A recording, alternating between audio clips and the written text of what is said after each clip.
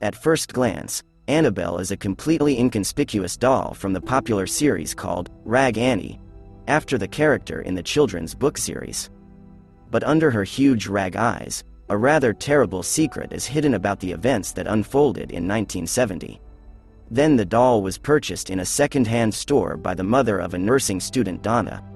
She was happy to receive such a gift, but only at first. Soon she, along with her roommate Angie, began to notice mysterious phenomena occurring in the apartment at night. Doors and windows opened and closed abruptly on their own. The doll moved around the bed and changed its position.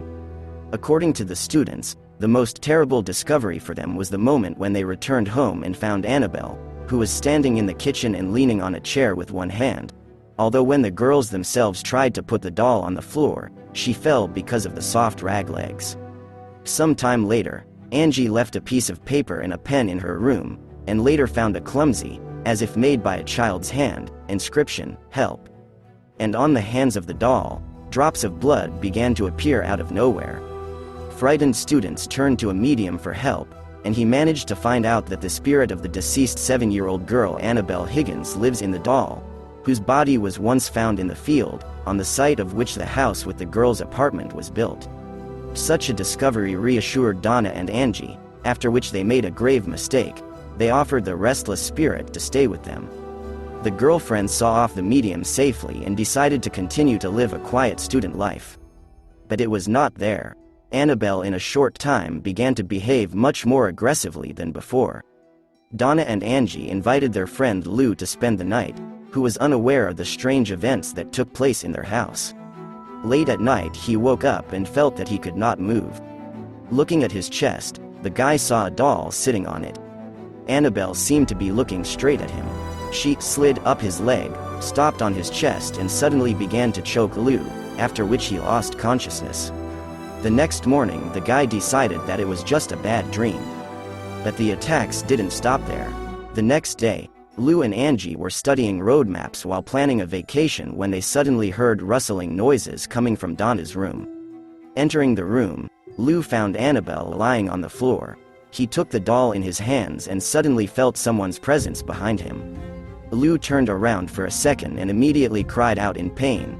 Long bleeding scratches appeared on his chest, and Annabelle's hands were again smeared with blood.